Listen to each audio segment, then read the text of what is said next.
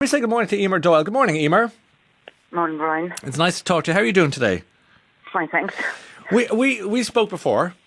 We did, yes. And we spoke about something very serious and very sad. And what I'm going to say to you is, we'll address that in a few minutes' time. How about that? That's fine. It's perfect. Yeah. Is that okay with you? Because yes, okay. Yeah. You've achieved something that is not unrelated to where we'll go later on, because it's something that I think is very important to you. It's close to your heart. It's close to your soul. It's close to your brain, and that is you've written a book, a fiction book, and it's out there. Congratulations! Thanks very much. Tell us what it is and what it's about. It is kind of based on my great aunt who was working in Dublin in 1918 for Sinn Féin, and she worked through the 1918 elections, and then in the subsequent War of Independence. Yeah. And I just got the idea. I read her witness statement that everybody gave to the government to be involved in the politics of that time. Yes. And I just found it very fascinating. She went to Dublin when she was 17 and worked in Sinn Féin in Harcourt, involved in the elections. And in the statement it says how the officers were attacked by the Trinity students. She worked for Father Flanagan as well. And I just got the idea from that because I was on a creative writing course and I wrote a short story. And from that, I thought this would make a great book. Yeah. And I changed her name then to Veronica McDermott. Sorry? Go ahead. Yeah, and then that's when the story flowed because I didn't feel comfortable using writing about my great aunt because as far as I know, she didn't marry and didn't have a relationship, and she was a real person. Yes. So I didn't know how she reacted because she was working with Michael Collins and Aimear de Valera. So I couldn't create how she acted every day. So I just created a new character, and story flowed from there. Okay, so your great aunt was an intriguing figure, really. If we could talk about her for a moment, and I have a copy of her witness statement from the Bureau of Military History, which is a treasure trove of stories. And as it says itself, it's an eyewitness statement, and it's really looking at history on the move as it happened at the time. I mean, that must have been a delight for you to read. Yeah, my cousin Jim was doing the family history. Yeah. And I had been doing a bit of writing at the time when we started, and he sent it down to me. And I knew my great aunt had been involved in the politics at the time because my father had told me about his aunt Vera, who worked for Aimear de Valera, and his father was also involved in the volunteers. But I didn't actually know to this extent because I think these were kept open to. I think they're only closed to the public in 2002. Yes. So I didn't know the full extent. We just knew that she'd been involved, and so it was fascinating. Fascinating. I thought she was only 17, and she had did so much in her life from the age of 17, and it was very courageous time because it wasn't quite scary as well. Of course, and you know, to be beside Michael Collins 1 minute and Dev the next, and did she was taking kind of note taking and meetings between pro-treaty and anti-treaty sides? I mean, she was a witness to the creation of the state and of Irish freedom. Yeah, she was anti-treaty then at the end. And just at the very end of the statement, of which I haven't included anything in the book, was fascinating that she hand-delivered a letter to the Free State. Yes. Because the Free State were demanding everybody hand up their arms in February 1923. And she gave a letter to the Free State that they were refusing to hand up their arms. And she was arrested and she was going to be brought to Cunningham Jail. And there was a letter sent from the Geneva Convention to say it was illegal to retain a courier. So she was released. Right. And at the time I was thinking, was she going to be shot? Because they said just bring her to Cunningham Jail and keep her interned. But she was released at 5 o'clock that day. You know what I love about your grandaunt's story, and my own grandmother was in Cumann as well, is that I think with stories like yours, I mean yours is your fictional story, Dublin's Girl, is loosely based on your grandaunt, but we are starting to bring these women back from the shadows, out of the shadows and into the forefront, where they belong. It's been too long. Yeah, I always find it amazing that after the War of Independence, the women sort of were shoved back into the shadows. Correct. Yeah, and they were quite active during the War of Independence. Well, that's what happened, isn't it? We were talking about that not too long ago, about how that, shortly after the kind of independence, the fellas took over and said, right, there's the kitchen, we'll leave you to it, and we'll head up and get the constitution sorted out. Yeah, I think the government, there was Conor McGale that was in, and women, and then they brought in the marriage bar, and I think women just lost all the rights. Yeah, difficult. You'd love to have come back and said, no. you're making a terrible mistake. Anyway, you got it. You wrote the novel Dublin's Girl, and but as you say, Vera becomes, in a manner of speaking, Veronica. And where do we go with that? Tell us about it. This Veronica story. Yeah. She went to Dublin when she was 17.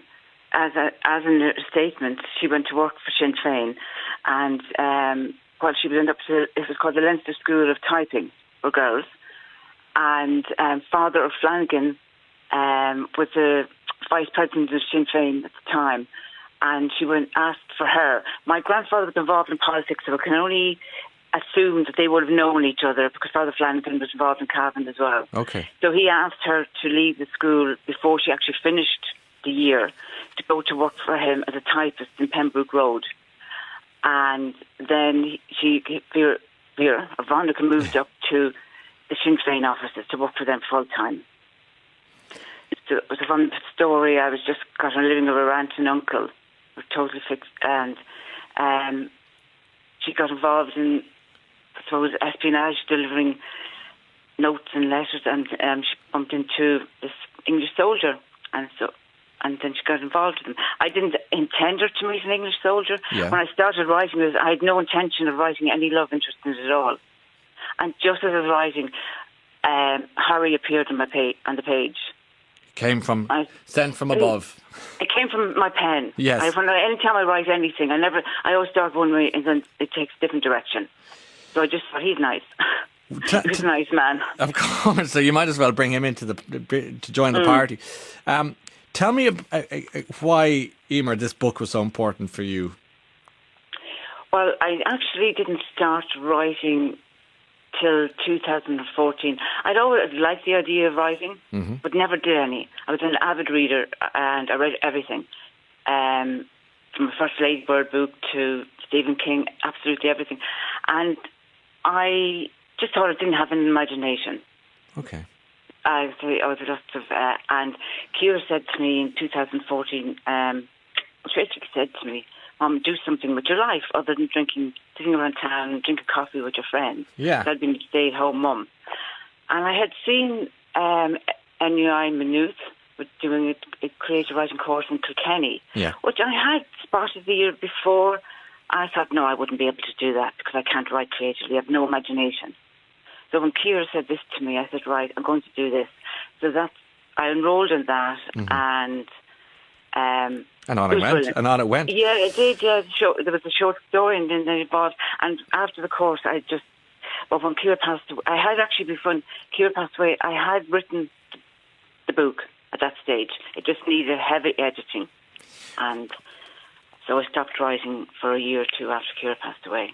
And it was writing that brought us together, that we met the first time, because you wrote that beautiful letter.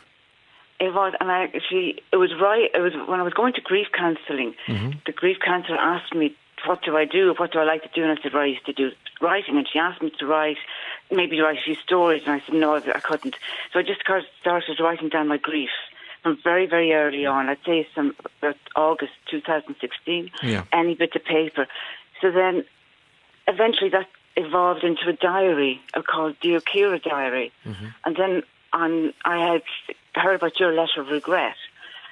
Even though I had been, at that stage, I wasn't really listening to radio every day because you're still immersed in grief and you're thinking about. So I just said, I wrote Ciara. It was very easy to write because in my diary I write, Dear Ciara, and I said, do you remember we did this? Do you remember we did that with your brothers? And I would tell them what they're doing daily. So I wrote the letter and I sent it off to you, and I didn't expect you to read it because I actually went swimming on Friday morning because I normally go swimming And after I came out of the pool, there's all these text messages and voicemail messages. There's an excerpt of your letter I want to share with people, just remind people. And it's your letter to Ciara. And we should say, how old was Ciara when she died, Eimear? 17. 17, which she had an underlying heart. She was at a codaline cancer, isn't that right? Yeah, she was codaline, yeah. And part of your letter that struck us as being so beautiful was, you said, do you remember what your friends in secondary school used to say when they shared a secret with you? They always finished their stories saying, and Ciara, don't tell your mother. But you did, because you told me all your friends' secrets. And do you remember when you put eyeshadow on me and said that you loved putting eyeshadow on my wrinkly eyelids? And do you remember you left me for the Codaline concert on the Friday afternoon in July 2016? You were so happy with all your friends. And I wished I hugged you before that, but before you left. That's my only regret. Family, neighbours and friends silently lined the street as you were brought back home to Kilkenny on a Monday evening. On a Wednesday morning in July we said goodbye, but you will always be forever my angel and always in our hearts and minds. Lots of love and hugs from Mammy. Was that torture for you to write? Or was it liberating?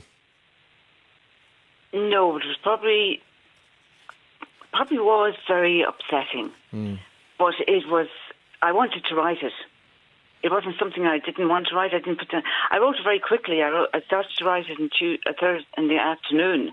I wasn't going to send it, and I just wrote it down. And it was just something.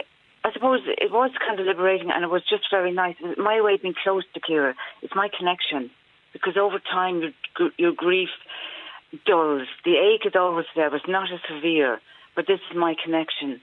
And my private, and even though it's not very private when you send it into the national radio station, but my diary is my private, and I do write in this, and it's my private time with Ciara.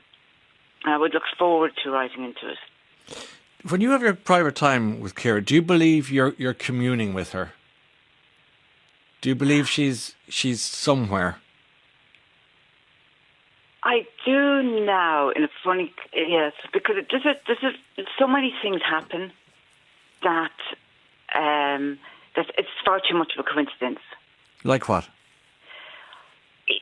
Even the first one was in Codaline, the song for Ciara, and they called it Angel. And Mark came to Kilkenny and he came to meet us, and he gave us a CD. And we actually have a picture in our hallway, a painting, a sketch of Ciara when she was about 8, and there's a picture of an angel on the T-shirt. Right. And we just thought, that's not fascinating, but that was amazing. And just little things always pop up. You might think something. Yes. And then, actually, a lot of the times the Codaline song comes on the radio. And yeah. It's very bizarre. But that's even my connection.